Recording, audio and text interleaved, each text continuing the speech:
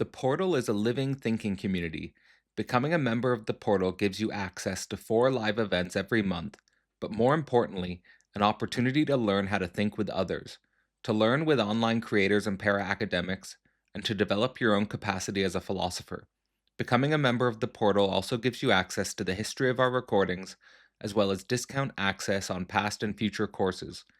This year, members also get exclusive access to the Slovenian school reading group, as well as the year-long course focused on Deleuze and analysis. To learn more or to sign up, visit philosophyportal.online. Welcome to another philosophical conversation. My name's Cadell Last, and I'm here today with a friend of the channel, Daniel Tut. Daniel has been on several times now to discuss his books, Psychoanalysis and the Politics of the Family, as well as we've had some other conversations about patriarchy and capitalism. Today, we are discussing his contributions to Flowers for Marx. This is going to be the final video in a little mini-series I've done for the Flowers of Marx book that was published through Revolt Press. I've discussed contributions from Conrad Hamilton, Ernesto Vargas, Matt McManus, as well as Ben Burgess. Daniel Tut opens up the book and centers both a analysis of the young Marx, why focusing on the work of humanist Marx from the 1840s is important, as well as using this work to center a conversation around problems of the censorship complex. So we'll start with that, Daniel, and see where the conversation takes us. And there is a real synergy here between your contributions for Flowers for Marx and the stuff that's going on at Philosophy Portal, because as you know, this year we've been studying the early Marx. I've been deep into the works of Marx's writings from the 1840s. So when I read your contributions, I was excited to dive deeper with why these contributions to Marx's overall canon are so important and how we should be thinking about them today. So with that, let's get into it. Welcome. Thanks for having me, Cadell. It's great to be back in Philosophy Portal. I very much enjoy all of your work. I recently became a student in Mikey Downs' class, and that was helpful to me because I had just done a huge program on accelerationism, so it was very useful. And thanks also for your review of the book Flowers for Marx, which was an extremely extensive and fascinating review. So I'm excited to chat with you on this. I know that the censorship angle that I come at it from is not only like a Marxist point of view. I also have a kind of Kafka theory. I bring in Franz Kafka. I bring in a little bit of psychoanalysis as well as Leo Strauss. So I think these have to be kind of supplements to a deeper conceptual foothold by what we mean regarding censorship, right? Which is not sort of something that is somehow reducible to a state or an ideological apparatus, but also has a certain fundamental relationship to philosophy as a mode of practice, also as a because I think this is one of the things that Strauss sort of brings out in his very well-known intervention, Persecution in the Art of Writing, which is really an essay about self-censorship, not so much censorship. So that distinction is essential. I mean, I can break down some of those points, but I think what I was trying to show is that the epistemological break that Althusser claims occurs in 1845 with Marx. I mean, it's always hard to say just Marx because of the undisputed and integral part of Engels. But anyways, this theory of the epistemological break, what I was trying to sort of say in the piece, which sort of the original point of my piece, is that, we can understand this as a moment whereby self-censorship became necessary. One point of an interesting sort of point on that regard is the fact that the theses on Feuerbach were not published until long after Marx's death. And though that intervention is seen by Althusser, of course, as well as the German ideology in some sense, as the seminal text that represents this shift from a break from communal humanism, right, or a Feuerbachian conception of man into something different. And we can talk precisely what Althusser means by this, and I'd like your take on that. But it's very interesting because if you look at the actual political context in which Marx and Engels wrote the theses on Feuerbach, it was really like a confidence-boosting memo that they wrote to one another, not necessarily intending for it to be published, precisely because they had the notion or the premonition that embedded in the argument of the theses was something extraordinarily revolutionary itself. And also they were under house arrest in Belgium in a technical sense. So they were going through both self-censorship and state censorship at the same time.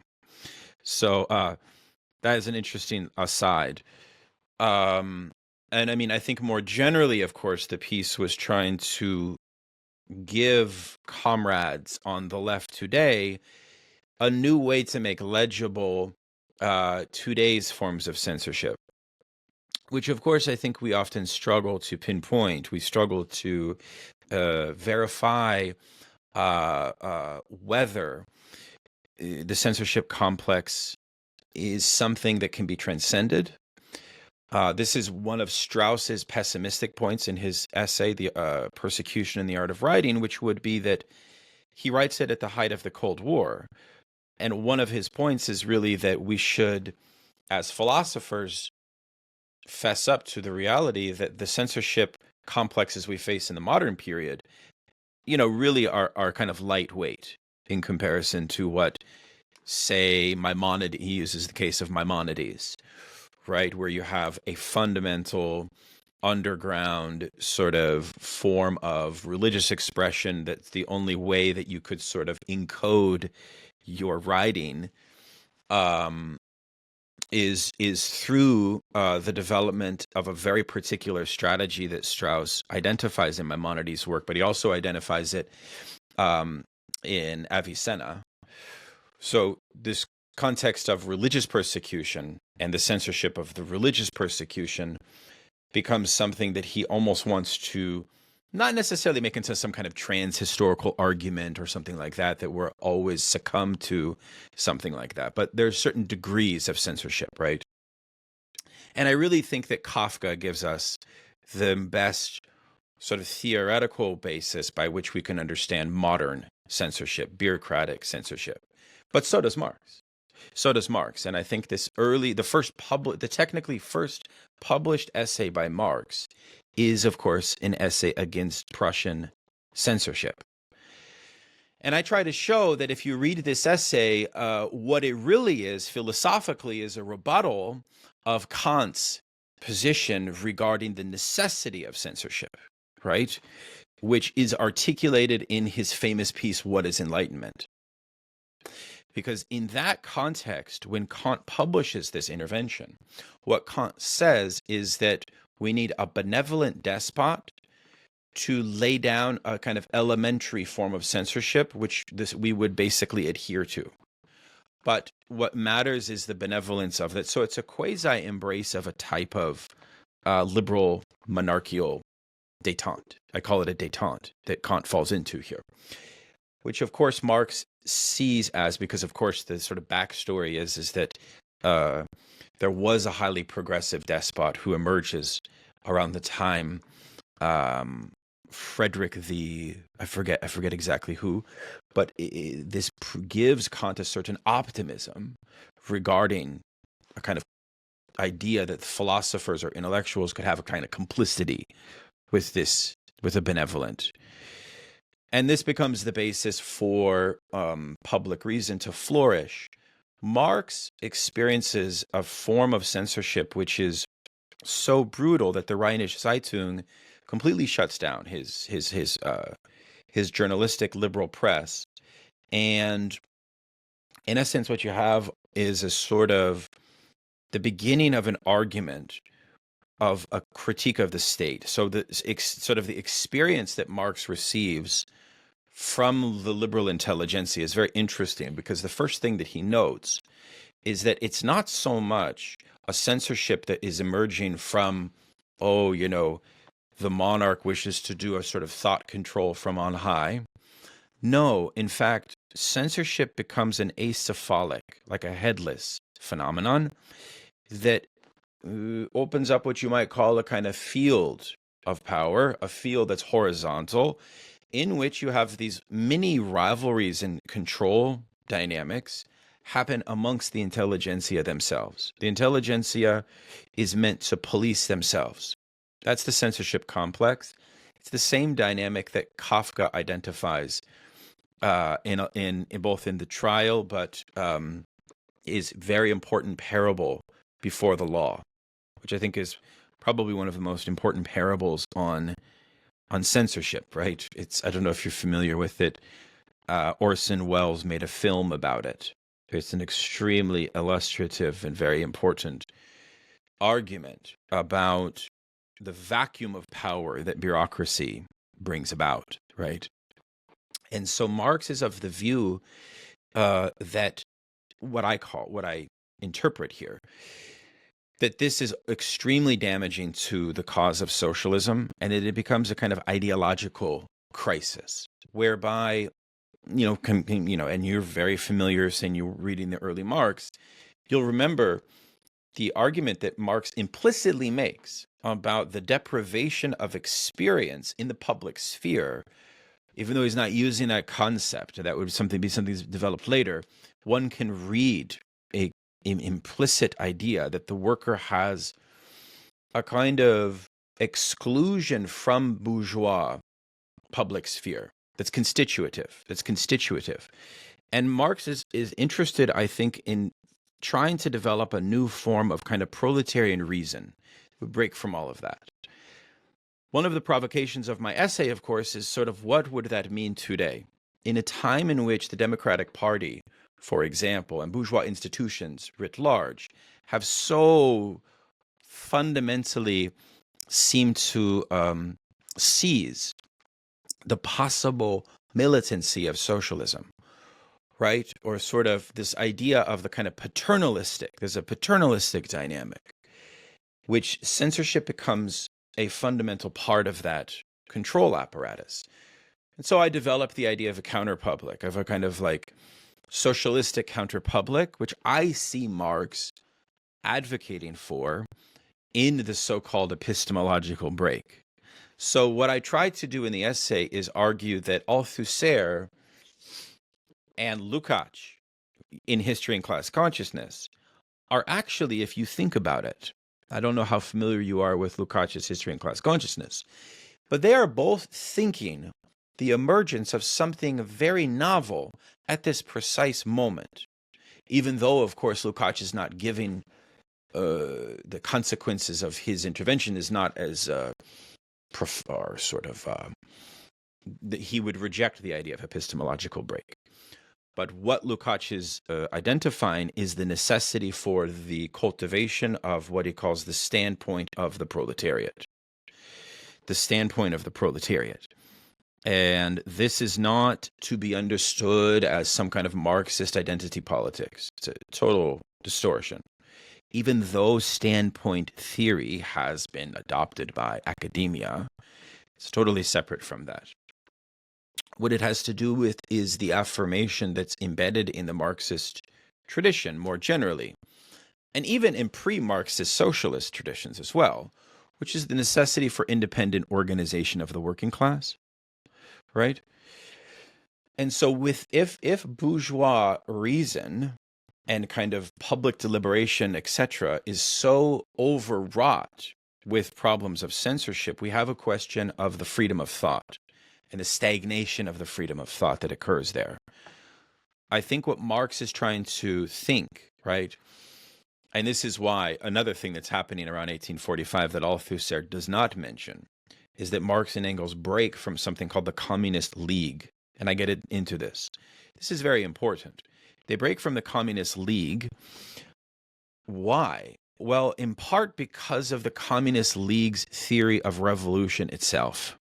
They thought that the Communist League was essentially a petty bourgeois form of revolutionaries that did not need to patiently intervene into an educative process with the working class, they sort of held to this quasi-elitist, Blanquist idea that revolution is just something that will happen beyond the mediation between the party and the class.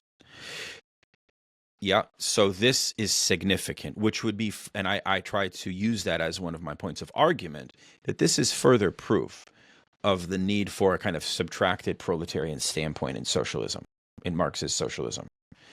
So these are some of the things that I'm talking about, and I sort of, again, and I'll close here, the ground of all of this, the impetus of all of this is coming out of Marx's direct experience with censorship. I mean, some of the things that he says in that first essay against censorship, of course, could be read in our milieu and a kind of liberal gloss of them as some kind of, ahistorical defense of the freedom of speech. But what I try to show is that that's actually not the sort of stakes of Marx's critique of censorship. In fact, it has more far-reaching stakes. Well, I'll just start out by saying a few points that are salient for me in the thread of thought that you just outlined there. The first that I'm staying with, which has been fundamental to my work, and I anticipate moving forward will continue to be important, is Marx's emphasis in the 1840s, moving through the 1840s, that the critique of theology must become the critique of politics. And, I'm mentioning that because of the line and the epistemological break Althusser is talking about, let's say, Marx's critique of Hegel and Feuerbach on the one side, and why is he engaging that critique in the first place? And why might he have broken from the Proudhonian economics of the Communist League, for example? I think the Proudhonian economics of the Communist League, I think from Marx's point of view, has not yet raised itself to the level of the critique of political economy that he was engaging with after moving through his critiques of Feuerbach and Hegel. And even to the point of, I would say, what he's really doing from my point of view, or at least what I'm currently thinking, is thinking the commodity as not only substance but also subject in regards to the labor power and how that affects Proudhonian economics and Ricardo's theory of labor in general. So I think that dimension of things I want to put to one side, the critique of theology and philosophy moving to the critique of political economy, and really understanding the full motion there of Marx's thought. Yeah. Because I'll let you say something about that, because I really do feel like that gesture is something that I think is important to reproduce today. Partly because of the return of deep religious and philosophical questions, but also because if we get stuck in the religious and philosophical questions, we never actually understand the movement that Marx is encouraging us to make, which is to go to the critique of political economy. Yeah, I think this is a huge debate that we see emerge, with the 1844 manuscripts, where what is on offer is as I mentioned, this kind of communal humanism, which that's actually the phrase that Marx uses, whereby there can sort of be this operation of a reappropriation of alienation, of the excess alienation born from the degradation of immiserated wage labor. So there's a few dynamics here. One is the condition of the working class at this time, and Marx's understanding of its condition of alienation is undergoing a kind of qualitative dynamic, putting aside the question of like fetishism and the more mature development of the commodification of labor power that he develops in Capital. At this time, Marx is really thinking that alienation must bring man into the construction of a new human essence. a new human essence in which communism performs this Feuerbachian kind of quasi-sublation of bourgeois religion, as you've articulated it. Now, the debate that emerges within the socialist movement is interesting here because we have the idea that proletarian humanism is therefore and thereby associated with the objective of the dictatorship of the proletariat, which is another concept that is being developed during this time.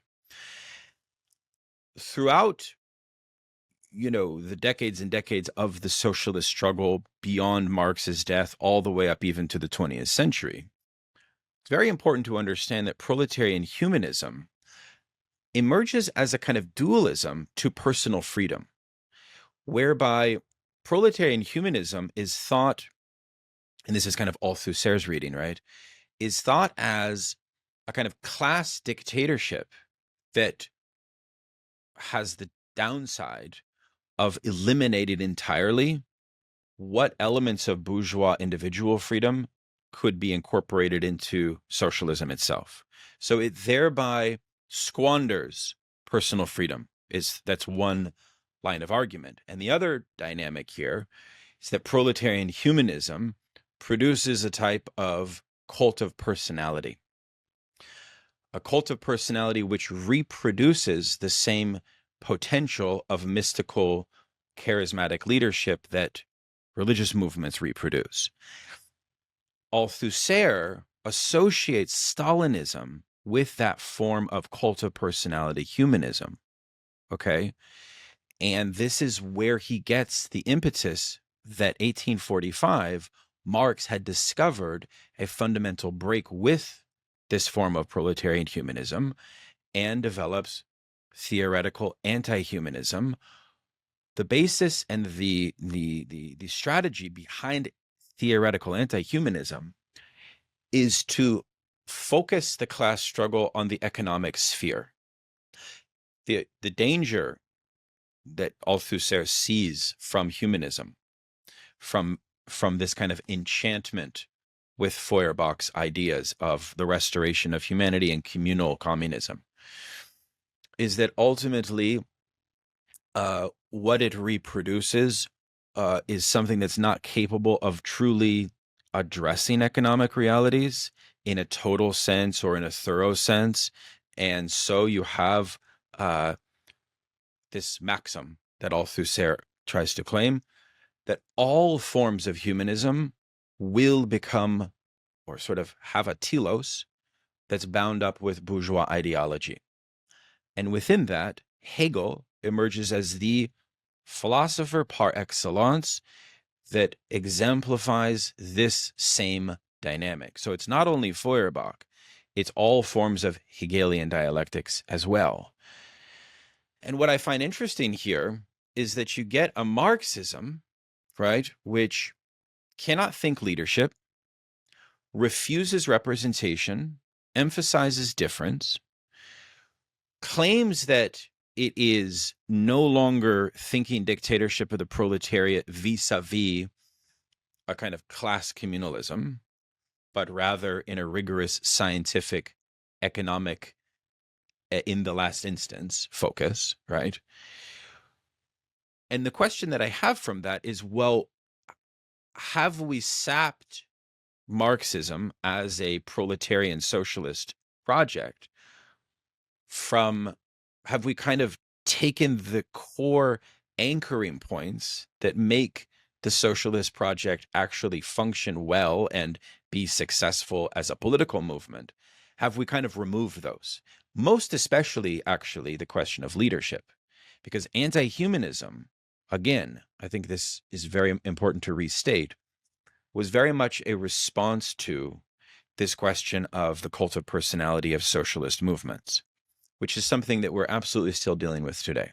This dynamic of the parasocial dimension or the kind of cult structure of political movements on both the right and the left. So what Marx replaces humanism with in 1845 is the idea that all forms of humanism are merely expressions of the kind of superstructural ideology, and therefore we get a sort of I don't know a sort of difficult. This is where I find Althusser an extremely productive thinker, but also a thinker who's so dismissive of this entire field of all forms of Hegelian Marxism that I don't find his approach to be beneficial. The other reason that I say that is because part of the I have a disagreement with Althusser here, and I articulate this in my piece, which is that Hegel and Feuerbach, while they certainly have this kind of idea of the species being of the worker and this kind of universalist idea of the restoring of the human essence through a kind of a theory of communism, that's certainly there. But if we abandon all of Hegel, one of the things that I think Marx does not want to abandon from Hegel would be this idea between the irrationalism and irrationalism duality. I think that this duality, because the field of the bourgeois public sphere is reliant on this benevolent despot, the challenge that this puts forward, according to Marx, is that the Kantian idea of public and private use of reason collapses into an unexamined and uncritical irrationalism. And that dialectic between rationalism and irrationalism, I think, becomes essential for waging ideological war with the ruling class. Althusser relegates all of that to ideology, and of course his theory of ideology matures, and we can talk about that. But I'm not so sure that Marxism wants to give up on contesting the irrationalism of the bourgeoisie, but also of the bourgeois state. I think that remains very consistent throughout, and therefore Hegelian Marxism, I think, is best thought at this level, at this terrain. So that's a side point. I mean, I'd like to hear more about your question of how theology becomes political. I certainly can see that, but I'm curious. Well, just the famous line from the 1844 manuscripts, for example, that the critique of heaven becomes the critique of earth. The critique of theology becomes the critique of law. They're just these series of movements that Marx is pointing towards, where I think he wants to take, and tell me if you agree with this, he wants to take, let's say, the form of the Hegelian dialectic, but he wants to apply it to political economy as such and actually shed it of its philosophico-theological split with the actual working class or the actual people of history. Yeah, that I totally agree with. No, that I totally agree with. I just don't know. I would put it to you this way. I think the interventions that Marxists have made into the question of theology occur. I mean, really, they occur starting with Engels's wonderful book on Münzer and the peasant war in Germany, and a reconsideration of, pre-capitalist forms of revolt, and Münzer's essential role as a sort of proto-communist in distinction to Luther. So they occur at that point, but then we also get, I think, more 20th century forms of thinking Marxism and theology that are quite interesting. I would say, though, that this early Marx 1844 confrontation with Feuerbach, you see, Feuerbach himself was already thinking that his form of materialism was sort of transcending of the old Christian theology in a certain way. And I think that Marx certainly is trying to shift the dialectic in the way that you're suggesting. So I think for sure I agree with that. At the same time, certainly oppose, well, I'm certainly don't think that Marx and Engels, and this is very clear once we get to 1848, wish to keep any form of religious communism close to their chest.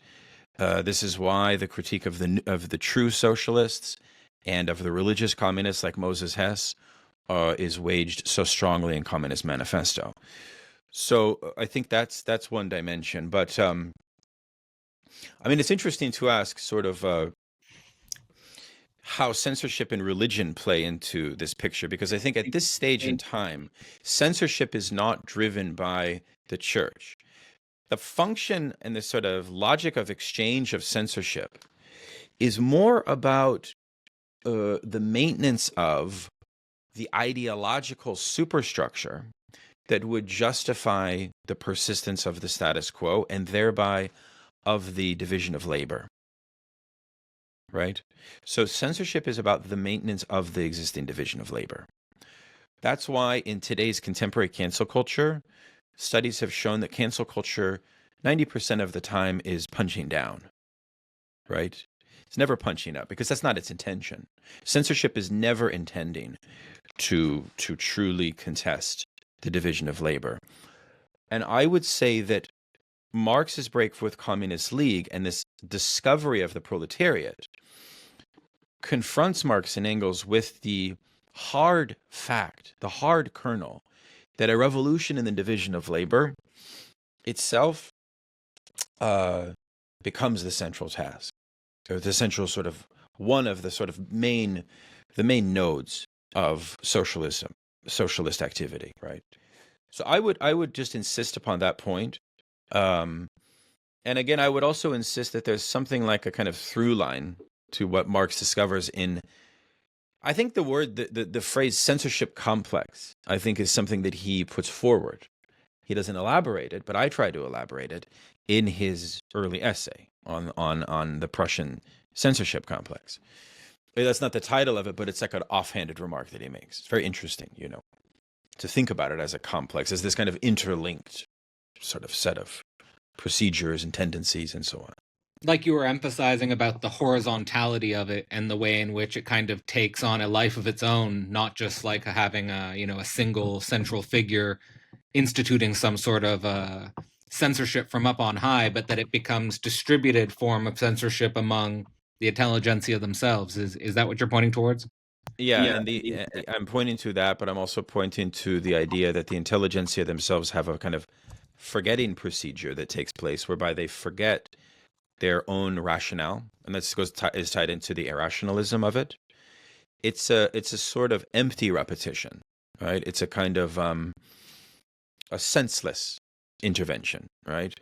And I think that a lot of it is driven upon this sort of necessity to maintain consensus amongst the intelligentsia. So breaches from consensus will elicit that kind of reaction, will elicit that kind of response. And again, I see that as extremely consistent, and I think that, yes, I mean, this is the question. And, there's varying degrees of censorship. I think that one might benefit from a kind of enlarging what we mean by censorship to also include forms of ideological control. It's not just always expressed in its most direct forms. I think that there's a whole range of forms of censorship that can be, but there's also, with that said, Cadell, I think also a certain danger in fetishizing censorship. And this is something I wanted to talk to you about, whereby, the antagonism between liberalism and socialism for me is such an essential one. Right. For a lot of socialist thinkers, they don't see that antagonism as so primary as I do. And I think that once there's an acknowledgement of that antagonism, there does then lead to a different conclusion regarding how to address and combat censorship. So that's a part of my argument too, right? Which is sort of, I have the sense that one can combat censorship by staying within the matrices of the dominant sphere and effectively working as what we might call a kind of free speech warrior. But that itself has its own limits. That has its own limits that don't necessarily touch an outside or invent a different alternative to this bourgeois public sphere. Say, for example, the things that we say on this show, I don't think have the same capacity for exchange or for urgency or for concentration that you would find in academic humanities, Zoom meetings or conferences, etc., or even seminars. That points to a kind of achievement of this space to produce thought that's not subordinated to that same control, the same control mechanism. That's not to say that I'm advocating some quietistic. No, I still think, but it's important that we've developed programs like yours that are willing to sort of engage in that. That's kind of one of the points of the essay, right? Which is Marxists have to rely on this, but they also have to acknowledge that the severity of the contemporary censorship complex is real. There's almost like a quasi-Nietzschean repetition that occurs whereby a lot of leftists want to pretend that the past sort of stages or phases of the left did not sort of trade in this kind of activity when it certainly did. So there needs to be a strong acknowledgement of that as well, right? It's something that honestly keeps me up at night. I appreciate the distinction you're making between staying within a certain power matrix and being a free speech warrior. Let me give the example of just being within the university, but being very open to conversations with people who might be systematically ostracized or not represented by the dominant ideologies of the university, versus, like you were saying about Philosophy Portal, creating a space outside of academia where you can kind of create a new speech regime, or you can create different boundaries than the boundaries that are often represented in academia. And because I find myself on the latter side today, I mean, what I focus on a lot is, who am I excluding from discourse? Who do I exclude from discourse? I've been thinking a lot about. I was having a conversation with a friend who runs a platform called Voicecraft, Tim Adlin. I said to him, when we agree to talk to someone, the truth is that we're already speaking to each other rather than like the actual content of our speech in the actual dialogue. It's like an a priori acceptance, like I'll speak to this guy or I won't speak to this guy, versus the truth of who we would not speak to, like drawing the line or kind of drawing a tribal boundary. And I think that, I guess my question to you would be, I feel like navigating that space, I think you do have to have an intimate contact with the distinction you're making between rational and irrational. Like if you just stay purely within a rational determination, I think you quickly find yourself drawing tribal lines. Whereas the only way to break yourself out of drawing those tribal lines is kind of to go against what seems immediately rational, to go towards something that might, on like some intimate, I would say extimate level, represent either a threat or a danger, or a disorientation. But to be able to challenge ourselves in that way is extremely difficult, but I think extremely important. And I do think that this manifests certainly both within the left and the right. No, I think that's true. I mean, first off, we have to acknowledge the damage that's been done by liberal conditioning and the fear that is inculcated in people for deviating from the consensus, right? And that's a sort of reality of what we might call the pernicious basis of bourgeois ideology itself. And it just so happens that, there's a lot of ways to contest that. I think that there can be a form of contesting that sort of thought control. I mean, it's sort of an exchange based on dynamics that somewhat exceed questions of labor power, fetishism, and commodification. So a lot of the ways that I analyze this is also through neo-Weberian theories of exchange and value, precisely through logics of prestige, right? So in the intellectual public sphere of the left, a lot of the exchange logics are based on prestige. It's not, I think, always about the same Marxiological categories that are at work, by the way. I think, a sociologist like Pierre Bourdieu really gives a lot of understanding about how value is developed in those spaces. And there comes a certain way in which you have a kind of combination of intellectual hierarchy, division of labor, and the exchange in sort of unsaid forms of gift exchange that sort of drive a lot of intellectual bourgeois public sphere activity in very interesting ways. And there is a certain sense in which this is a dynamic power center that one has to constantly be in a relationship with. I don't think that this kind of like a left-wing Benedict option would be of use. This kind of retreat, quietistic idea that some evangelicals do against liberalism. I don't think we can do that. There has to therefore be some type of victories that are made within the terrain of the enemy, and some type of victory against the consensus. There's ways to go against the consensus that are in the name of liberal values. Like I can go against the consensus and maybe have a temporary victory around a championing of freedom of speech, which would be kind of similar to the idea that, well, what is the end of, say, Zoran Mamdani? Zoran Mamdani is within the Democratic Party environment. He's determined by it. Because the left has not had many victories in recent years, it's very difficult to say that publicly, that he's determined by it, but he is. And we will see in time how that determination will affect him, right?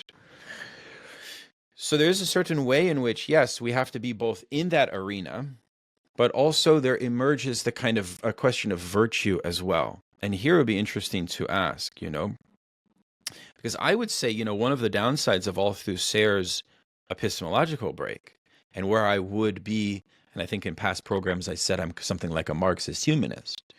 I'm not sure that I'm exactly a Marxist humanist because I do see the strengths of anti-humanism.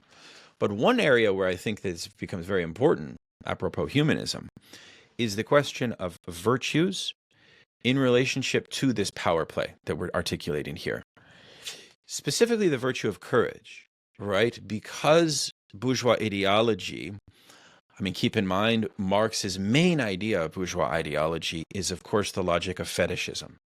And the logic of fetishism is a powerful motif. It's a logic which refers to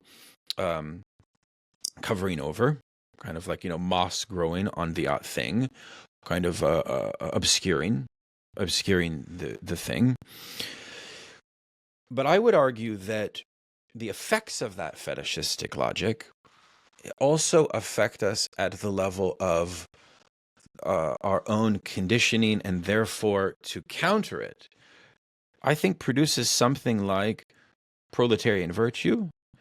I think, for example, that even, obviously, you have a number of thinkers that are interested in fusing virtue ethics with Marxism, like McIntyre.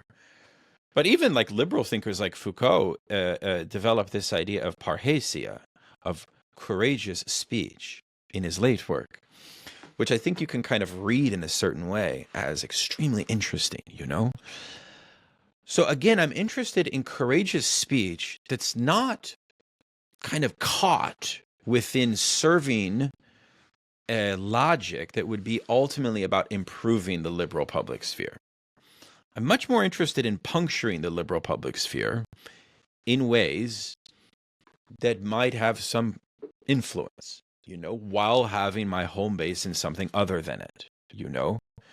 So that would be one line of inquiry I wanted to elaborate. I think the other question here regarding this whole thing we've been talking about early Marx, humanism, and whether he has a true break from all of that. Well, if he does, one of the other outcomes of this, of course, is that as Marxist thinkers, we sort of abandon this question of leadership, as I mentioned. But the other thing we abandon is the question of biography itself.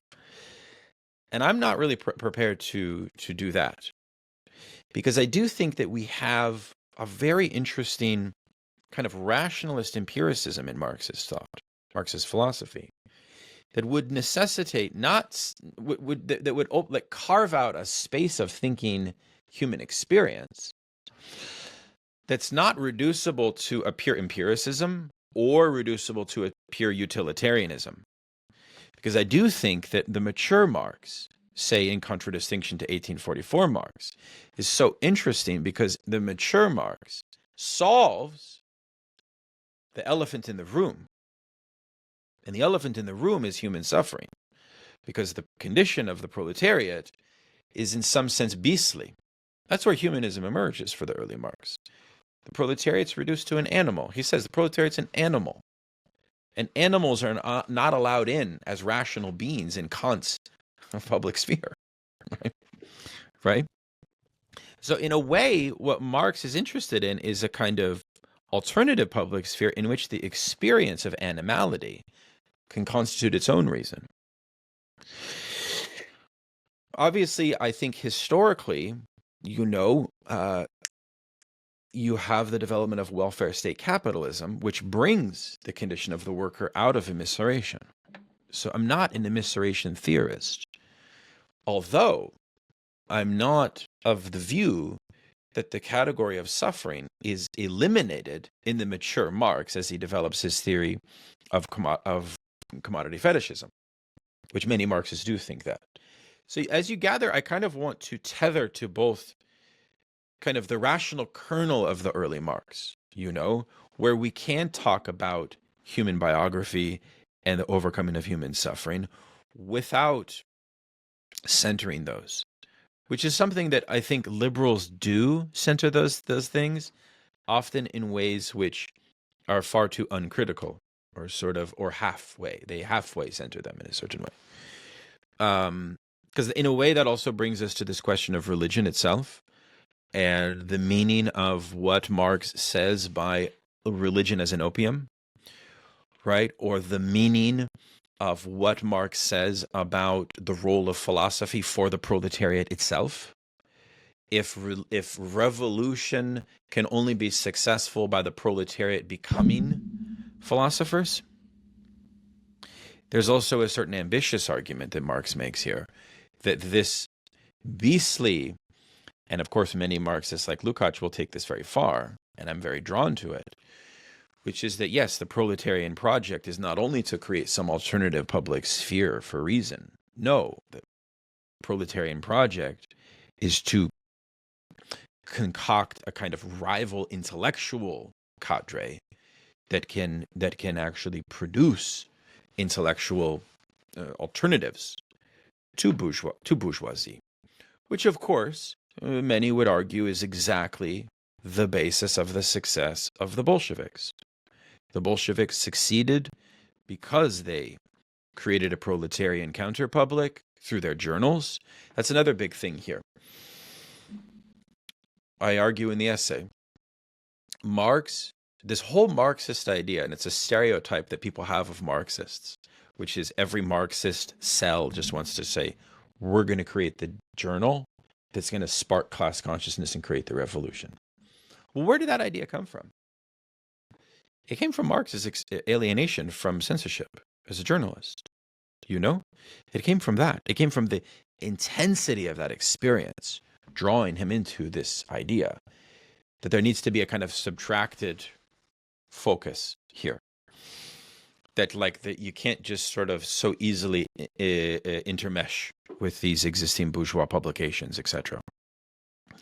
So those are some thoughts that I have on this issue, And I that's guess. what I think is so interesting is, and I actually wanted to ask you where you land Mhm. on the question of humanism. That would be one question I would have for you. I'm not sure how you're thinking humanism. I know you study a lot of transhumanist stuff, which you're critical of. Yeah. Um, but I would be curious about that too. Okay, lots there. Where I stand on it. Well, one of the interesting things I wanted to say, which is connected to someone I work with and worked with for a few years at Philosophy Portal called Hayden Smith. He has a notion of hyperhumanism. And he has this axiom, which he always repeats, which is, we're not human yet. And I always like that axiom. And I think it's easily to connect to the early Marx's work because I get this sense, and you're pointing at it, I think, with Marx's idea that the proletarian is in a beastly condition, in an animal-like condition. When we're thinking about Marx's own understanding of history and class antagonism, humans have been slaves, humans have been serfs, humans have been proletarianized, meaning they have to sell their labor to capitalists, and so they're not free actually. And so when they sell their labor, they're not free actually to sell their labor. They're only selling their labor because they have to sell their labor. And so when I think about humanism, I guess in a Hegelian sense, I'm thinking about freedom. And is the human free, historically speaking? And what are the conditions of that freedom? And then in maybe even doubling down on the Hegelianism, are we actually terrified of freedom? And is that actually one of the problems with sparking class consciousness?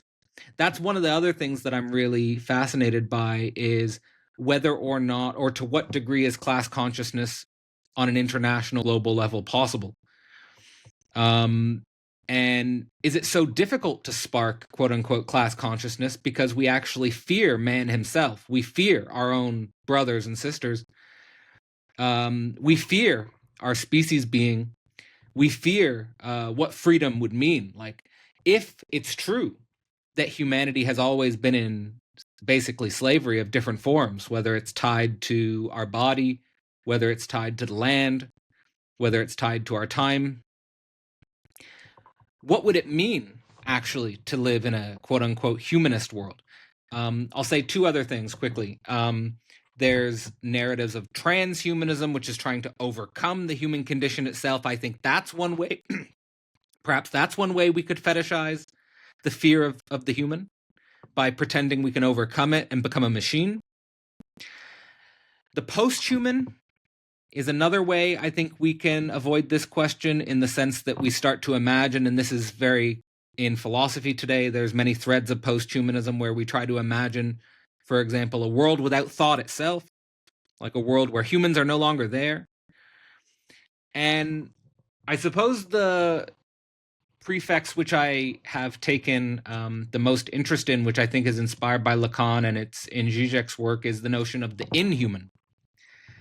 And the inhuman in regards to the human, I think, is a dynamic that we need to think, because it's this uncanny ecstasy. It's this intimate level of the other, where we are perhaps fascinated, perhaps perplexed by the other's desire and what it means. What does the other want from me? And the anxiety and the fear that we can have in these situations. So, yeah, I mean, those are some of my thoughts about humanism.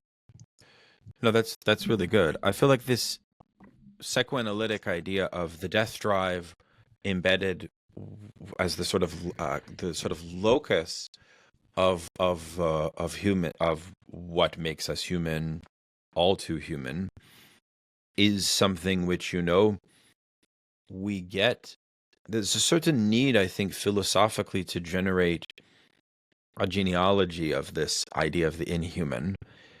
One of them could be located in Schopenhauer and traced back to Schopenhauer's um, taking of the noumenon and inserting it into the will, and then this then becomes later associated with the unconscious, and then formalized as a scientific principle in Freud, reaching a kind of a point of clarification or crystallization in Beyond the Pleasure Principle in 1920.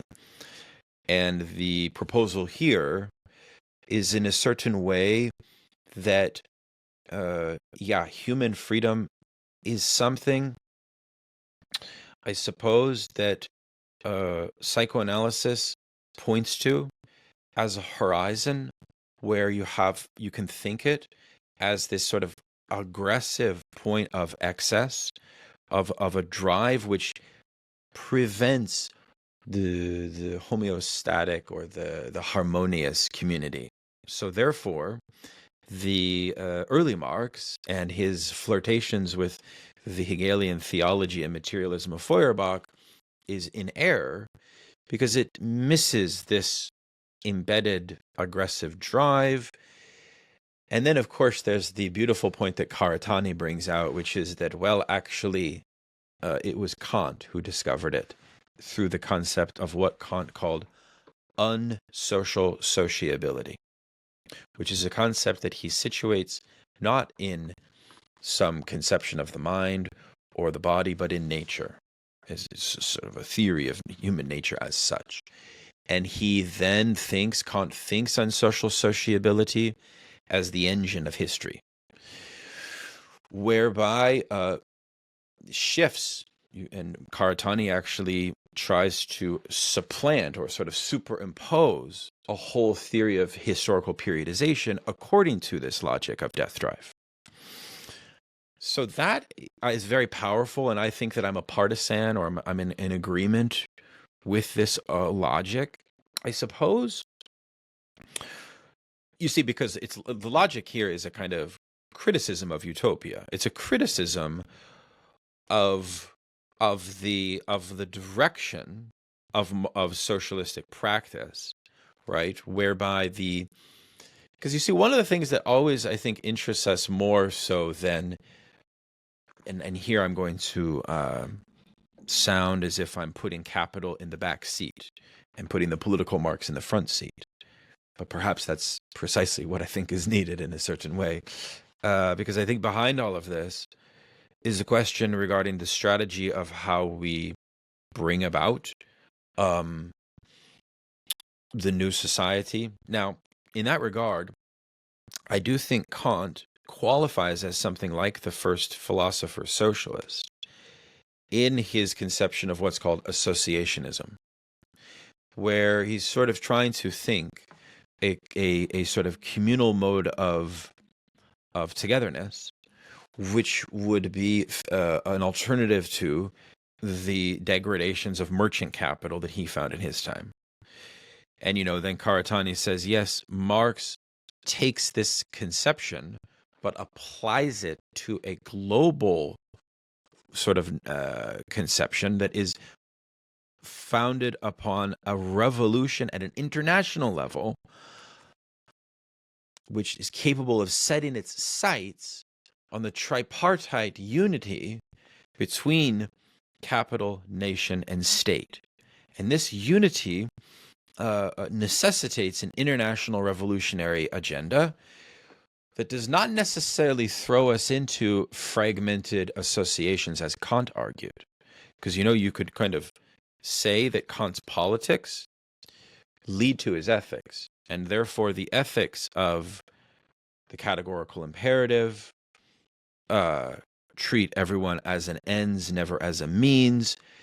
Kant's core position here is that this is a future-oriented wager for a society that would not be subordinated to early capitalism.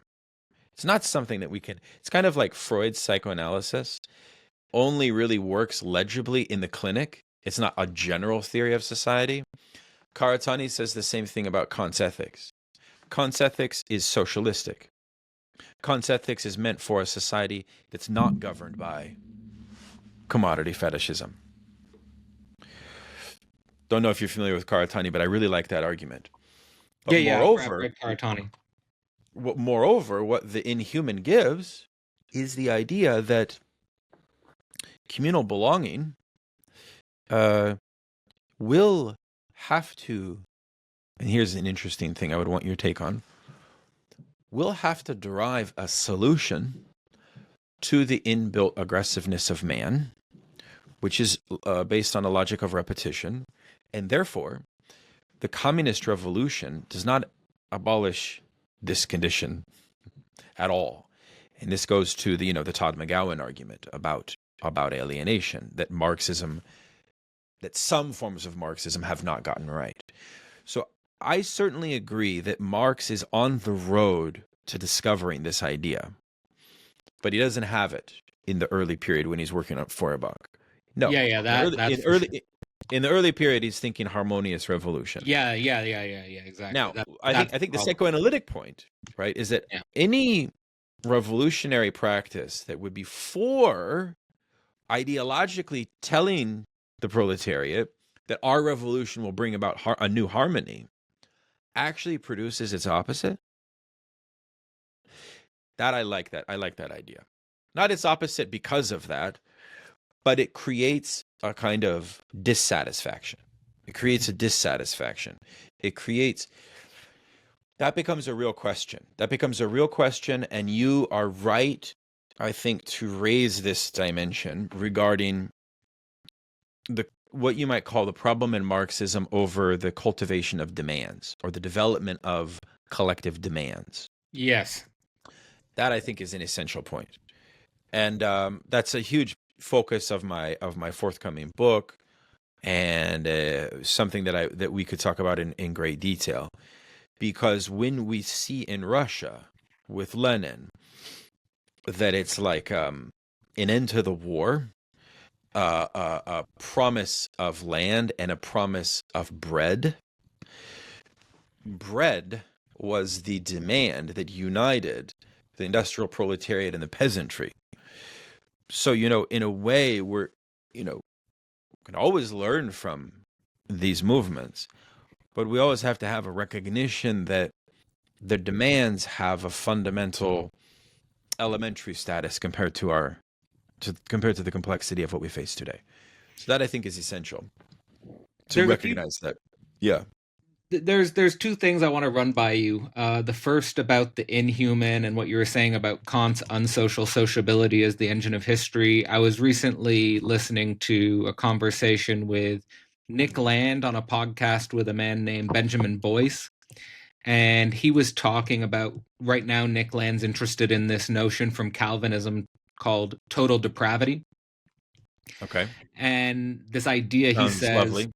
Yeah, well, Land's interested in it because I was actually thinking, from my perspective, I think if I understand total depravity correctly, it's kind of reminds me of Hegel's notion of absolute negativity. That Land was saying that Calvinists were able to build a high trust society on the basis that you can't trust anyone. Because we're all fundamentally in total depravity. We're all sinners, and that this paradox is actually core to thinking a critique of some sort of organic communal harmony.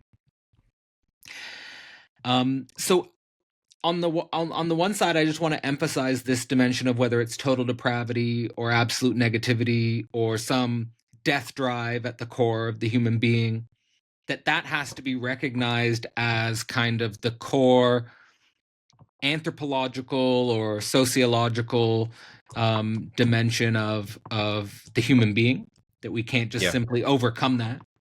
Mm-hmm. On the one side. The second side, I really do think we need to think about how we're thinking about demand. And there's two things I want to emphasize there. The first is, let's take if the fundamental antinomy of the 20th century, or at least one of them in regards to political economy, was this dualism between the welfare state and the free market. The welfare state in many ways allows us to have some socialization of capital, which alleviates us of an absolute reduction to market dynamics. And on the other hand, the free market, so-called, allows us to cultivate our value and also figure out the nature of demand. And I think that both of those things need to be thought together when we're thinking about something like, I'm mostly thinking about this because of Michael Downs' book, Capital versus Subjectivity, that he has his demand in that book for a universal basic income, a fully automated, basically like a fully automated luxury communism. And I think that, on the one hand, just as a speculative idea, what the universal basic income idea is pointing towards is a kind of decoupling from our labor and our existence. That, we can just like existence is a precondition. Like you exist, and your basic needs are met, so to speak. You have a basic income to meet your basic needs. I think the other side of the equation, and perhaps for me, the more difficult side of the equation, is thinking about marketable demand. And specific, and I think it's hard for us to think about marketable demand because I think we find it painful. Like I'll give the example of like I in the early Marx course I was giving the example of baseball and video games, where certain baseball players or certain athletes, they have an extraordinarily high marketable demand where they could get paid $500 million, and then another player gets paid minimum wage and is cut in the minor league system because he just has a lower marketable demand. Like the guy who's paying $500 million has the highest marketable demand. And I think that having a high marketable demand, in this case, the example of the extraordinarily successful athlete, I think in our unconscious, like I think we represent that as like heaven. Like, if I was in that position of having would I love to do having a high marketable demand? So, whatever field it's in, I feel like deep down, whether I have a universal basic income or not, I feel like the core of my motivation, I feel like the core of my being, in a way, is longing for that high marketable demand. And maybe this is just bourgeois ideology, maybe it's capitalist capture, but it's what it represents, I think, is at its core is what I love to do, what I would do whether I was being paid or not. What I would do just getting up in the morning, I would do it because I love doing it. Being quote unquote in demand, by society. I think that's what we want in a way. Yeah, it's interesting. It's like a kind of like Alain Badiou has this idea that liberal ideology is now materialist, and he thinks that this is what he calls democratic materialism. There's a certain way in which one can tap into a kind of social dimension of entrepreneurial becoming. There's a great literature of sociology, this figure by the name of Andres Rekovitz, German sociologist, I believe, in his book, The Society of Singularities.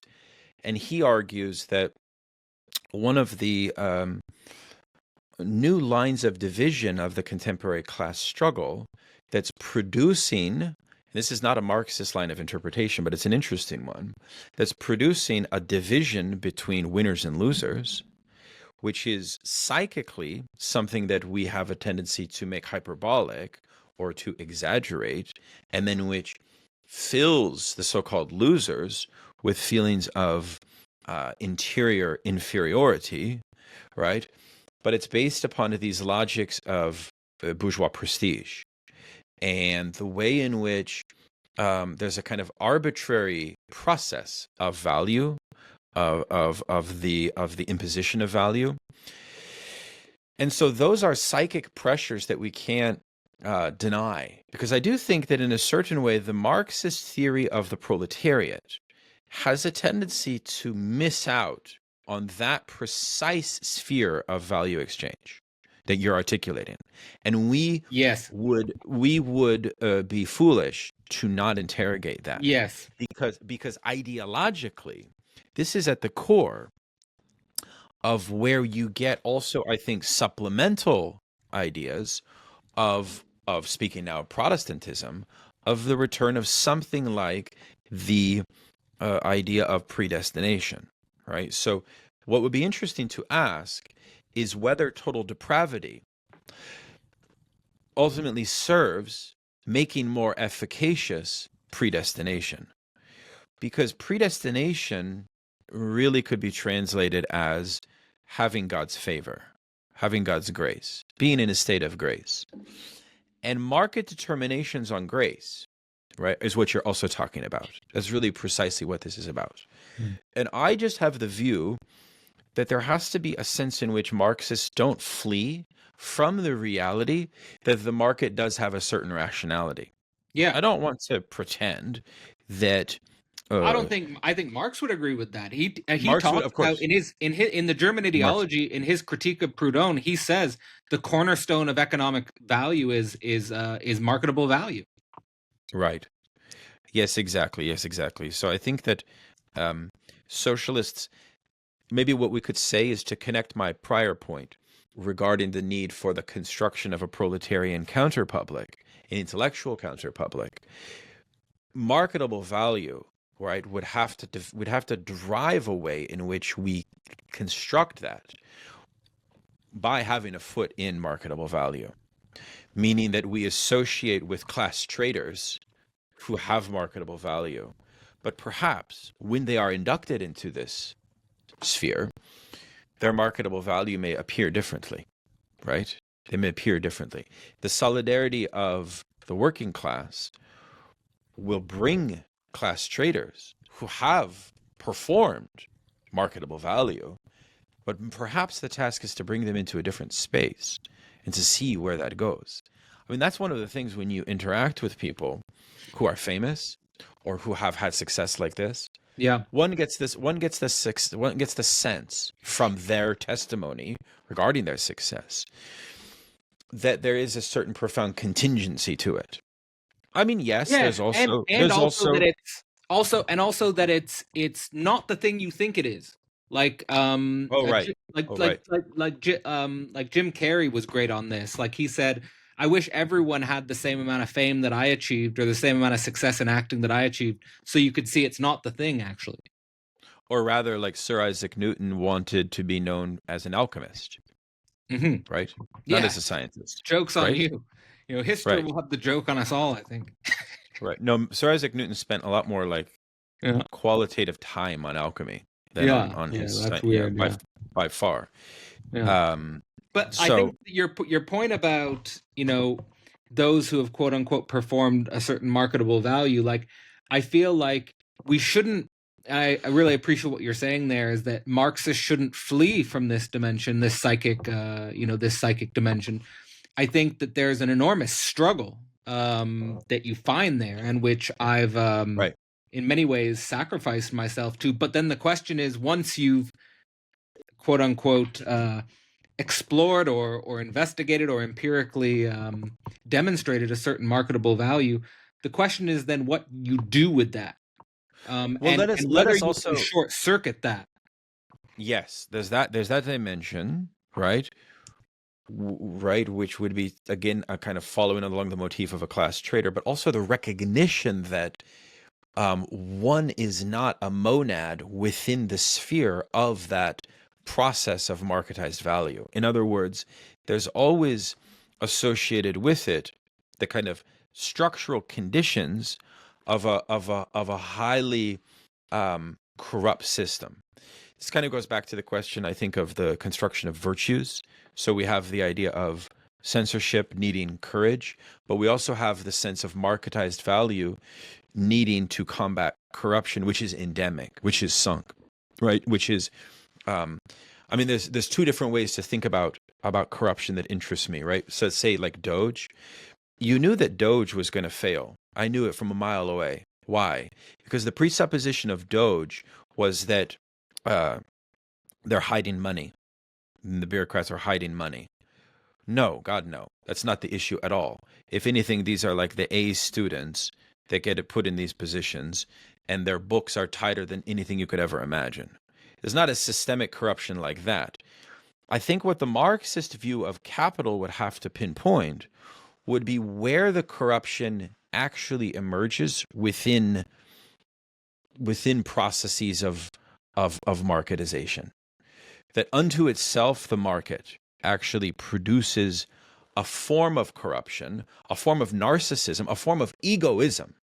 I'm big on this theory that early socialism was born from the desire to combat egoism, and that egoism is an effect of unchecked marketized success. It kind of goes back also to this question of cult of personality, because I do think that there's a way in which marketized value and the individual, the so-called singular individuals that are products of that, and this is very much evident, say, in the tenure system as well.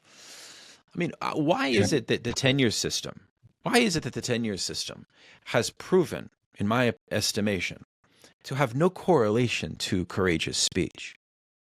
This used to be this sort of idea behind it, that we safeguard this, we I think offer it's the this. opposite. I think It's the courageous speech opposite. would probably undermine your tenure.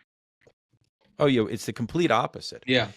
So that's an example of the kind of corruption of so what I'm trying to say is I don't want to. This goes back to social reality testing, I think, that's necessary here, right? And having a kind of materialist critique of the market itself and capital as an undergirding logic of it.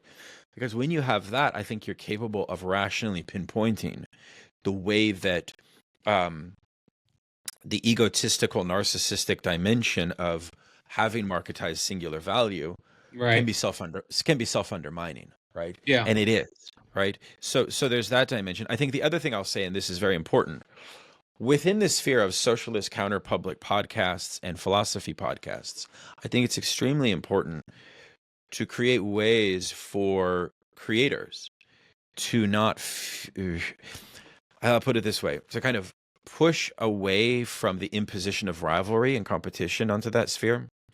It's very hard to do that, because that's the other dimension, is that there's a psychic toll that competition takes within marketized value itself. I think that gets exacerbated. That gets exacerbated if you do fetishize the singular market value dimension. I think you have to confront the singular market value, the dimension. Like I think you can't repress the importance of the singular market value thing, but you also need to investigate it so that you can de-fetishize it in a way, and then that allows you to be in it without, let's say, giving in to the temptations or the tendencies of the rivalry and the competition, and work towards the more socialist dimensions, which I take to be, and tell me if you think I'm off, which I take to be not then using your singular market value success to reproduce the capitalist dynamic of the buying of wage labor and the selling of wage labor, but to create new kinds of associations and collaborations, which break that antagonism between buying and selling of wage labor. No, I think that's true. And I think I would even connect this back to the censorship complex, because part of the objective of the contemporary censorship complex is to control who is inducted into marketized value and who's not. And part of the strange, almost like Frankfurt School realization here is that the ideals that made bourgeois free competition work by many standards of the contemporary liberal left have been self-undermining. Say, for example, if I wish to censor a thinker, whatever, precisely because their ideas conflict with the consensus, I'm doing that because those conflicting ideas with the consensus could also have marketizable success. And I want to prevent that from happening. I've seen this countless times. Yes. This is the dynamic of the gatekeeper. Yes. Right? And the censorship as gatekeeping. Yes. Hugely common. Yes. But takes a very distinct form in modern life. And this is, by the way, as I say in my essay, exactly what Kafka's work is trying to articulate regarding the gatekeepers are driven by this horizontal paternalistic logic.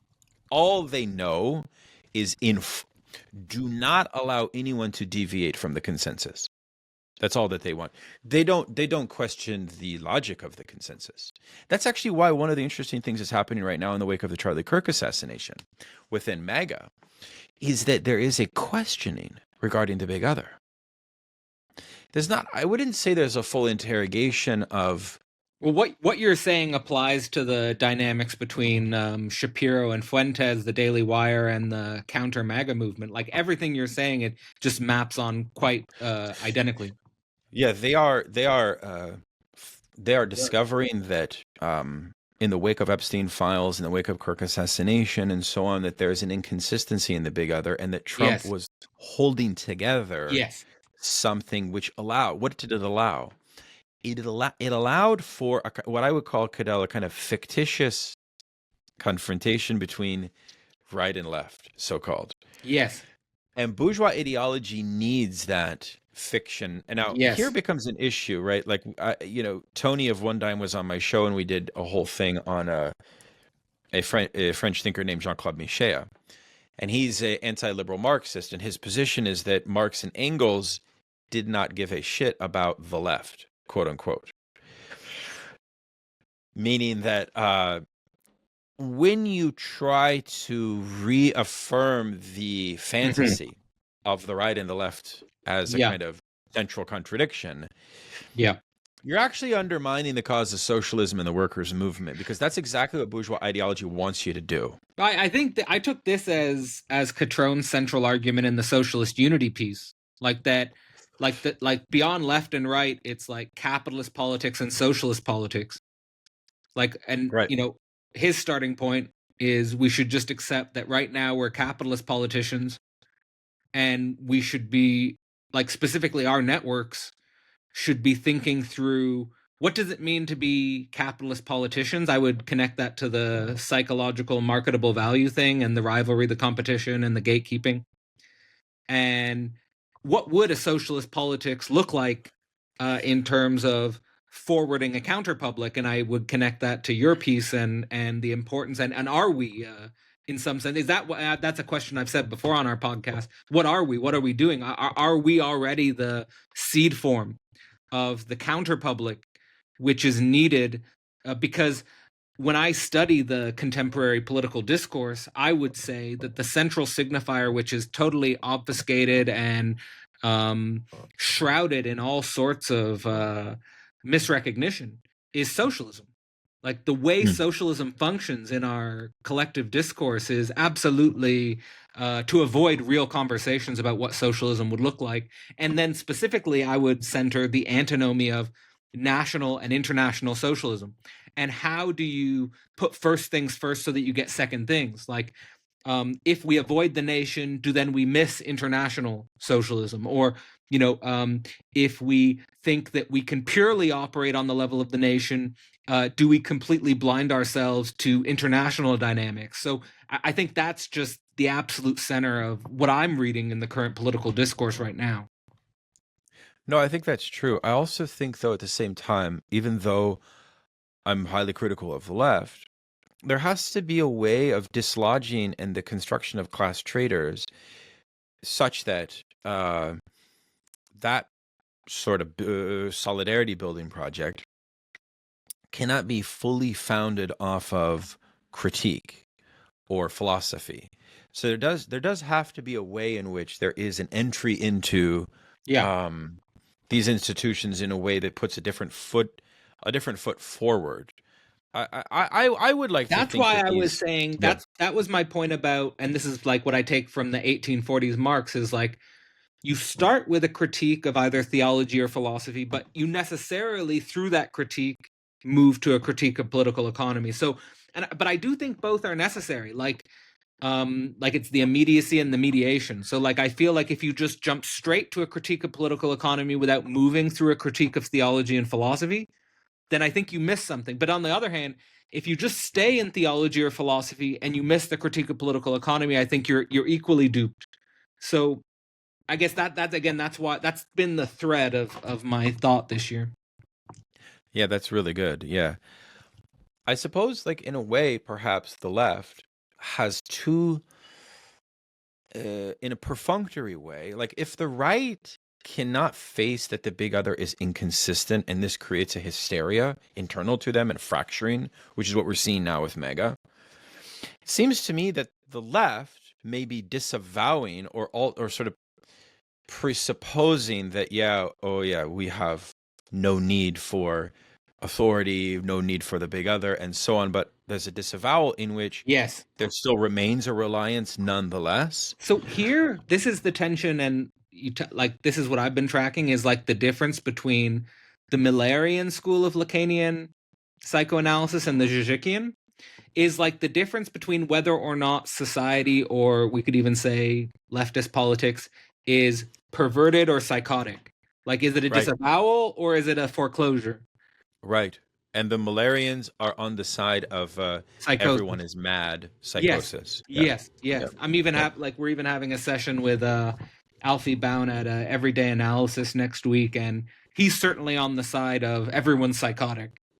Exactly. And I think that's interesting because one of the strange questions that emerges from that, of course, if psychosis is the foreclosure of the name of the father, according to Lacan, Yeah, one recipe for this condition would be we need to insert a new master signifier. It would yeah, be the resurrection of the question of leadership. And that was a big kind of motif. I think on the flip side of this is all a perverse social link, right? Based on not foreclosure, but based on disavowal, yeah. the Zizekian angle. It leads to like a perverse cynicism, like I know very well, but I'm going to do it anyway. Yeah, I think that's right. Or it leads to this idea that, and this is sort of a ambiguity that I find in Zizek, right? Which is the theory of the transformation of this condition of ideological transformation is not left to the sort of is well in Zizek's, to his credit, kind of creates this theory of the libidinal act, which is like a bodily irrationalist moment of some type of transformation of either subjectivity or collective subjectivity. And I don't know how I feel about this. I feel as if it's what it leads to is an affirmation that I think is true, that kind of, contemporary ideology is sort of like fictional, but we need to think ruptures from it. But the examples of Zizek's privileging of certain ruptures over others always kind of befuddle me in a certain way. Like, and here I'm talking very granular. Like, I don't understand Zizek's position against, or rather, I don't understand his reliance on bourgeois liberal institutions as the kind of necessary backdrop of political activity. He's not like a Marxist in the class independence form of Marxism, which is what I would consider myself to be. He seems to associate that kind of Marxism with Stalinism. And he seems to have a historical chafing or kind of a strong conflict with that form of Marxism. And so I was wondering what you thought about that. Like, I there's think that. the way I think Yeah. about it, the way I think about it is through the lens of sublation. So like that. So like, let me take specifically your statement. Zizek's reliance on bourgeois liberal institutions. Like, I would say that to be like, for example, the way he takes very seriously the party politics of Mamdani being elected, or does Trump or Clinton get elected, or how does the EU function, or what's the basic relationship between the UK and the EU after Brexit or something like that. That I kind of think that we need to sublate, raise these institutions higher, so to speak. We need to cancel them, but we also need to lift them. And I see that as a more true direction than, like, for example, let me say, I do collaborate with people who take an alternative point of view, for example. Like, I collaborate with someone named Michel Bowens, who founds the peer-to-peer network and the idea of the commons. And he takes the idea of the network state, which is actually something that Land also supports, the idea of the network state. And they think they can build alternative institutions through Bitcoin and blockchain, and that they can actually circumvent or get around the state and build a network state, a different kind of state, which for Land, he completely utopianizes in the blockchain as, and people in that community, they utopianize it thinking like blockchain is Jesus, and blockchain can create a sort of that's why Land was interested in the total depravity idea, because you can have no trust but absolute trust at the same time through the I block. see. I see. That's So, for me. For me, just to be precise, yeah. I'm of the view that we need to reinsert revolutionary socialism within the inevitable future antagonism that will be born from liberal socialism, like or social democracy, right? So the So ground that would of be like more working within the liberal institutions, and it like is. I It's took it. that to be Yes. I took that to be in your article as well for the opening of Flowers for Marx. That Well, um, that's why I like Flowers for Marx, because it yeah, incorporates, liberal socialists like Burgess and McManus, yeah, and then Hamilton and myself, right? These two poles, which yeah. again, I think, That's how I understood these. So you would say that you and Hamilton are on I one would. pole, and then the two poles, just so people are clear, that the readers, I took that to be. I wrote down in my notes here the poles of democratic reconstitution of democratic socialism would be the Burgess McManus side, and then the more state-controlled economy Chinese model on your Hamilton and your side. Or what would, Well, I'm not so sure that I follow on state economy, and I'm not a champion of China in that same way as Conrad is. so where We would you put debate about yourself this with on my Hamilton show. then in that regard? Slightly adjacent, but really more focused on the argument that if you understand Engels and Marx in the context of the German socialist uh, movement, the SPD, there comes a structural barrier to the progress that's capable of any workers' movement. And Marxism does not really start until that contradiction is made evident. That's why I would say we're in a pre-political situation. It's also why I would say that the prescription is for, when I say subtraction, counterpublic, all I mean is those are the mechanisms by which we create an independent workers' party, right? Which left unto themselves, we know with some degree of certainty, existing social democracy will not do that. Existing social democracy will work with the consensus. It will work with the Democrats. And I would take that Revolutionary to be socialism like will not do that. I would take that to be your main, maybe not, well, maybe a difference, maybe not, but like your difference with Zizek on, he's really focused on, let's say, the sublation of the liberal social democracy, whereas you're focused on more the coordination of workers themselves, like an actual workers' party. I think so, yeah. Which would, Whereas he at doesn't first, seem to be yeah, focused on that as much. that's right. And my contention is that he's not focused on that because he And sees it he as a questions the repetition. idea of the dictatorship of the proletariat. I think that's why. Right, I right. think he either wants us to deconstruct or rethink the idea of the dictatorship of the proletariat, or he maybe thinks the entire idea is bunk. He's generationally tainted by Stalinism, I think. And Possibly. I mean, I his think so. historical context is super interesting, right? I'd love to do a biographical like interview with him Yeah. to really dig out. And I'm not even talking about like a theory based interview, but I'm talking Yeah, like a kind of biography. a biographical piece on that, Yeah. because he often invokes Stalin as a specter of a kind of generalized theory of totalitarian ideology. But I think that for him, it's a blemish in Marxism, right? That Yeah. but that was the common view of the 68 period. I mean, Yeah. just as well as I do that Slovenia had its own 68 experience, Yeah. which gave birth to much of the kind of libertarian socialist ideology that he champions, you know, I think he which is thinks that all of that. He thinks all he said. I mean, and I think maybe that's another difference with you two is like I think he thinks we need to just throw out. He thinks after 1989, 1991, like we just need to throw all that out. Like it failed. Like we need to. It's kind of like a blank slate Marxism. Like we really need to go back to the drawing board, which was actually sort of how I understood his central argument when I first started getting into Zizek, where he said basically he does the Marx to Hegel thing for this reason.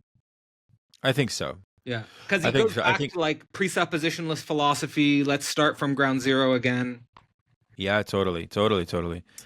No, it's a real sensitive spot, and but see, he's such a charitable thinker that it would be fabulous to be able to bring him out and to bring these things out, because I do think it would hit a level of the real that he often doesn't hit straight on. There would be sort of that is like the central criticism of Zizek that like does interest me, which is actually Terence Blake, who's teaching at Philosophy Portal this year, delivers an analysis course.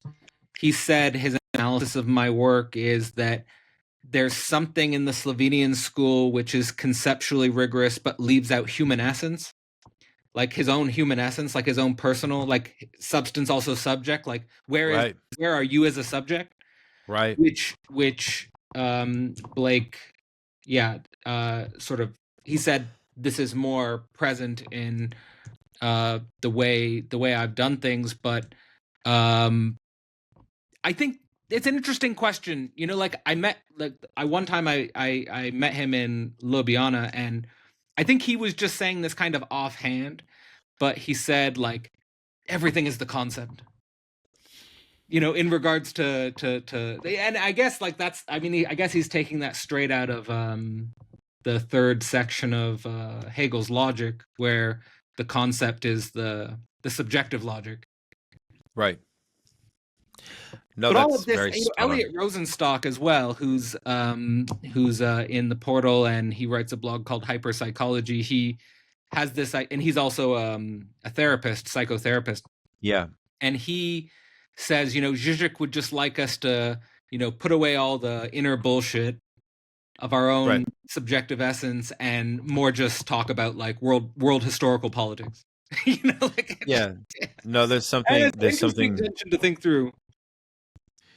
No, there's something to this again, as we've started the conversation, it's about the anti-humanism, right? It's in a way it does go back to that, because the Marxism that allowed for this break with Stalinism was Althusser, and Althusser's relationship to Lacan.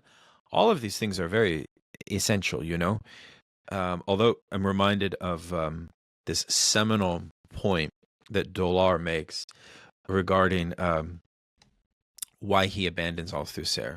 Because if you ask the Slovenes, like, oh yeah, are you Althusserians? Of course they would say, no, we're absolutely not. But they are Lacanians. They are Hegelian Lacanians. I don't think that Marx is an operator that has a necessary role in their wider project. I think that Marx, for them, may represent a kind of general residual sort of set. I mean, you'd have to ask, sort of, for the Slovene school, what's most essential about Marx. Probably it's either the theory of commodity fetishism and ideology, or the theory of real abstraction. I'm always reminded of the sublime object of ideology. That I was going to say class antagonism was, because like the one interesting thing that I take, like he always emphasizes the parallel or the parallax between sexual difference and class antagonism. That's true. Where he makes always this interesting idea about like in this structure of sexual difference and class antagonism, the worker is on the side of woman and woman is on the side of worker. Like almost like on the idea, like the idea I like is, Lacan says there is no woman. Right. And almost this idea in parallel, there is no worker. Like this would be an interesting thing to dive into. I suppose the challenge there with that would be the kind of fusion of Lacanian categories over Marxist categories, precisely when it comes to class struggle, as I've written about. I find this. I'm working right now in trying to shepherd a translation process of a philosopher named Michel Kluskard, who offers what I would consider to be the most like robust and comprehensive critique of this Lacanian Marxist fusion. And so he's put me in a very unheimlich position, because as somebody that was sort of raised in Lacanian Marxism, I'm now taking a step back. But it's precisely this Yeah. idea of how, You're yes, in a yes, weird, you're right. yeah, you're in an interesting position with that, because what I've been thinking about is you've got Freudo-Marxism as a school. Then you've got the Slovenians, so they do the Hegelian Lacanianism, but it's kind of like they're opposites, because it's like Freud Marxism is kind of like we take the original psychoanalysis and we take the results of Hegelianism and Marxism, whereas the Hegelo-Lacanianism is the opposite. We go from Marx to Hegel, and we go from Freud to Lacan. Yeah. There's a lot of ways to cut it. I actually Yeah. I've been giving a series of seminars on the legacy of Freudian Marxism, and I'm going to keep on going Yeah. with this. And I'm going to be publishing it as, I think, a book, because there's also Cadell, the conservative reading of Freud with Marx that you get out of Christopher Lasch and Philip Reef, right? There's also, of course, the feminist approach. Then later there's the queer theory approach, and so on. Yeah. So there's all of these different flavors and kind of different orientations, ways to cut it, so to speak. different ways to cut it. I think the problem with the conceptual fusion is, it's an idealism which cannot, and I think it reaches its crescendo with Leclau, because Leclau is centering. He's no longer. The biggest thing is the debate between Leclau and Zizek. Zizek won because he said, look, it's class struggle all the way down. This multiplicity of struggle thing is not adequate. That's what I was emphasizing with the class antagonism, that they do focus on that. Right, exactly, they do. But I would even claim that even within Zizek's theory of class struggle, I see a lot of idealism. But that's for another conversation. That's another can of worms. I think it is worth presencing, because it's also, for those taking the Deleuze analysis course, become one of the important threads that I've followed, is like the distinction between what's more fundamental. Is it like primal or primordial multiplicity, or is it this cut antagonism? Is it this, the concept I like the most that I took from Hegel's Science of Logic is this idea not just of a self-relating negativity, but of the subject as this self-repelling one. Like like the one is cut, like the one is broken, the one is somehow internally, the one is internally contradictory. Right. Yeah. This is the premise of Badiou's entire focus in being an event, and I think this is a very interesting thing. I mean, the way that this first appeared was through a confrontation with Maoists' theories of dialectics. The one divides into two, and this is why the first iteration of Lacanian Marxism was technically Lacanian Maoism. And I think that those experiments and those projects of Lacanian Maoism have kind of fizzled. They fizzled, and they gave rise to. I mean, they've gone through a lot of mutations. I think the question for us would be sort of, what are we to do with this couplet? And I'm still trying to place I'm sort of on the road to some proposal for the left, on how to deal with this, because I do think let's make more time and discuss that when you put it out. Yeah, I would like that. I mean, a confrontation with Slavoy's work is essential in this regard, and so I mean, I would love to continue that conversation and even to obviously engage him directly as well. Let's do it. I'll just sort of give you the final word. I think we've gone through a lot. We were able to center the importance, the tensions of the early Marx, its relationship to the censorship complex, and then sort of take that through various tensions and antagonisms in our contemporary activity related to this philosophical network and its potential political ramifications. And this, again, represents the end of a little series I've been doing on the Flowers for Marx. Daniel has the opening forward for that work. There'll be links in the description to the book as a whole, published by Revol Press, if you want to pick it up. And I guess, final word, Daniel, on Flowers for Marx and maybe where you think we've gotten in this conversation.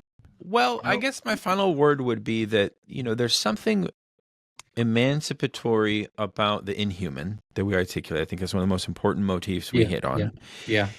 In addition to that, there's this very interesting theory that Lasch develops regarding censorship, right? Which is kind of tied to this logic that there becomes a kind of boomerang effect when one conceives of the task of political liberation through this prism of building a harmonious one or building a harmonious communal form of existence. Yeah, Because the inevitable outcome of that, when disappointment occurs, will be a sensorial backlash, right? yeah. And that's kind of to be expected. So this is another dimension of the censorship complex that's different than the state-directed version. Because in this version, it's almost like a libidinal feedback loop, Uh-huh. you see? It's therefore intrinsic to the left more so, you see? Yeah. That's a dimension that I pinpoint as a great ruse of history, insofar as if you take the contemporary left, right? The ultra liberals that our students say of Deleuze and Guattari, they are the ones who have the most tendency, in my estimation, to be stewards and protectors of the liberal consensus, right? Hmm. And therefore they are on the side of censorship, which I see as a ruse precisely because the origin of their work was against Stalinist censorship and against Stalinist authority. So the tables have reversed, right? An ironic reversal. I think so.